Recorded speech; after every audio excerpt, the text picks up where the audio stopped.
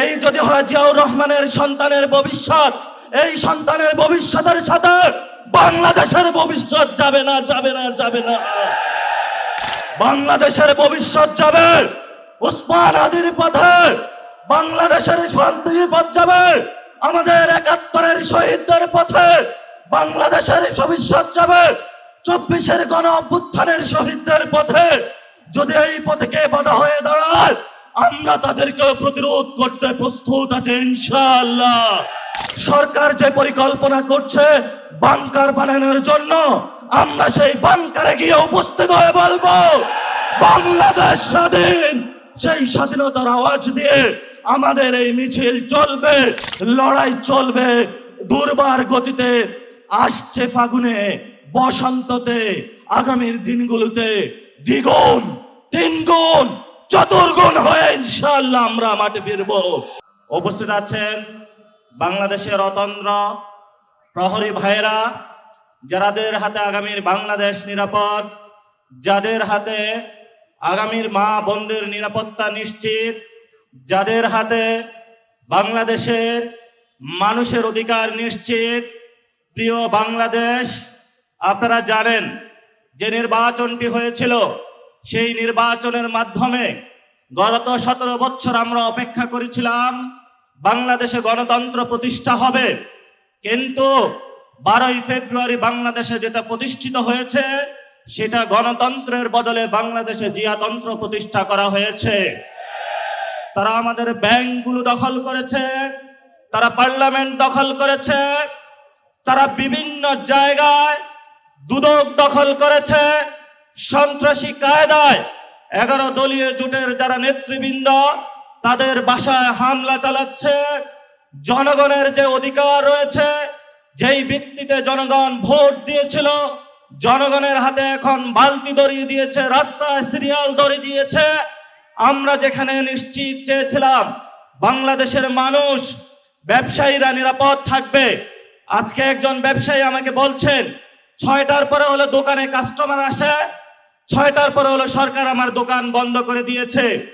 Petrol পাম্পের সামনে গিয়েছি, একজন পাঠা উবার চালক আমাকে বলছেন আমি এই বাইক চালিয়ে গিয়ে হলো টাকা ইনকাম করে আমার সেই গ্রামে বাচ্চাকে পাঠিয়ে থাকি, সারাদিন সিরিয়াল ধরে থাকি, যখন এই পেট্রোল পাম্পের সামনে যাই বলা হয় যে তেল নাই, আবার সন্ধ্যায় সিরিয়াল ধরি, আবার বলে তেল নাই। তাহলে আমি সংসারটা চালাবো কিভাবে?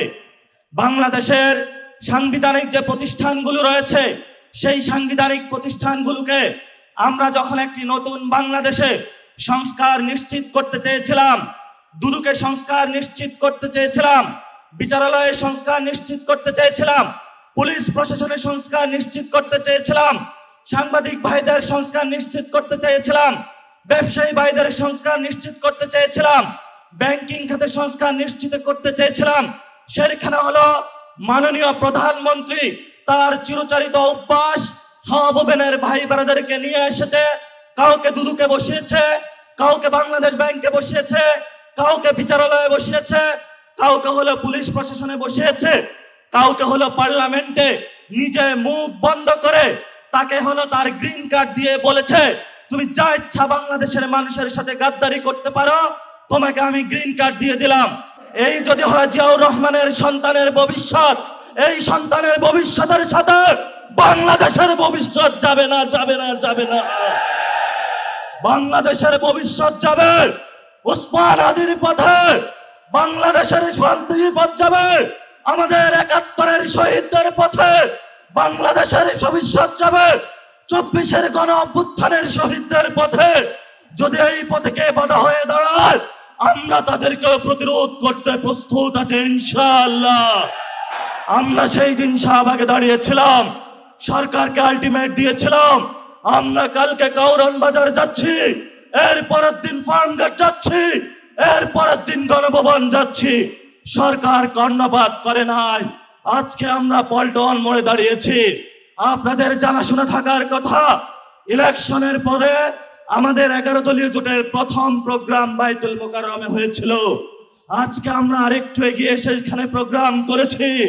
ইনশাআল্লাহ আমাদের এই মিছিল যদি সরকার সঠিক পথে না আসে, জনগণের গণভোটের রায় বাস্তবায়ন না করে, সংস্কার প্রক্রিয়া বাস্তবায়ন না করে, জনগণের অধিকার নিশ্চিত না করে, দ্রব্যমূল্যের দাম না কমায়, জ্বালানি সংকটের নিরসন না করে এবং বিচারালয় থেকে শুরু করে সকল যে জায়গায় সরকার গুন্ডা সন্ত্রাসী হাওয়া লোক বসিয়েছে, গণতান্ত্রিক প্রক্রিয়ায় সরকারের সেই প্রতিষ্ঠানগুলোকে জনকাছের কাছে যদি ন্যস্ত না করা হয়, আমাদের এই মিছিল পরবর্তীতে কাকরাইল যাবে।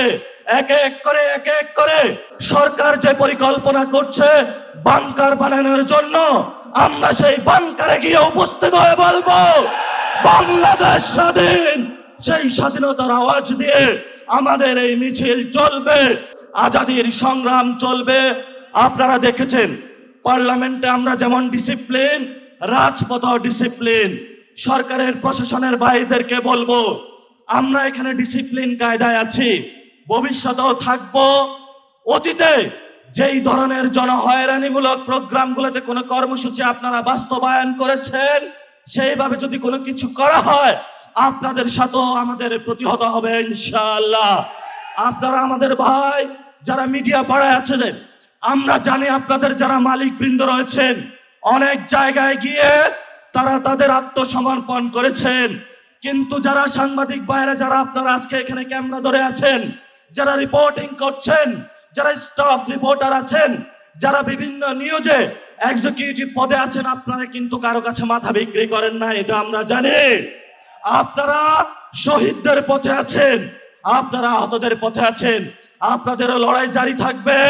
সচিবালয়ে যারা আছেন, আপনারা রাজপথে যেই মানুষগুলো যুদ্ধে অবতীর্ণ হয়েছে এবার তাদের সাথে থাকবেন। সাথে সাথে যেই ব্যবসায়ীরা গুলশান অফিসে সিরিয়াল দিয়েছিলেন এখন আমাদের কাছে এসে কান্না করছেন, কান্না তখনই আমরা শুনবো যেদিন আপনারা গুলশান অফিসে লাইন বন্ধ করে জনগণের কাছে আসবেন, তবেই আমরা আপনাদের ওই দিন কথা শুনবো। তারেক রহমানের কাছে আপনারা বর্গা দিয়েছেন, সকল প্রোডাক্ট কিন্তু তারেক রহমান কিনতে পারবে না। যদি কনজিউমার বলেন, কনজিউমার কিন্তু আমরা। যদি ভবিষ্যৎ আপনাদের নিরাপত্তা নিশ্চিত করতে হয়, নিরাপত্তা নিশ্চিত কিন্তু আমরাই করব। ভবিষ্যৎ বাংলাদেশের যে আজাদী সংগ্রাম, মুক্তির সংগ্রাম, গণতন্ত্রের সংগ্রাম, জিয়াতন্ত্র থেকে মুক্তির যে সংগ্রাম, জিয়া ফ্যামিলিকে বাংলাদেশ থেকে, বাংলাদেশের মানুষকে জিয়া ফ্যামিলি থেকে উদ্ধারের জন্য যে সংগ্রাম, সেই সংগ্রামের সবাই ঐক্যবদ্ধ হবেন, রাজপথে থাকবেন, লড়াই চলবে দুর্বার গতিতে। আসছে ফাগুনে, বসন্ততে, আগামীর দিনগুলোতে দ্বিগুণ, তিনগুণ, চতুর্গুণ হয়ে ইনশাআল্লাহ আমরা মাঠে ফিরবো। সবাইকে আসসালাম। ইনকিলাব জিন্দাবাদ, আজাদী জিন্দাবাদ। সংগ্রামী ভাই এবং বন্ধুগণ, এখনই আমাদের সামনে আজকের এই সমাবেশের সম্মানিত সভাপতি বক্তব্য রাখবেন। তার আগে আজকের এই বিক্ষোভ সমাবেশ এবং মিছিলের পরবর্তী কার্যক্রম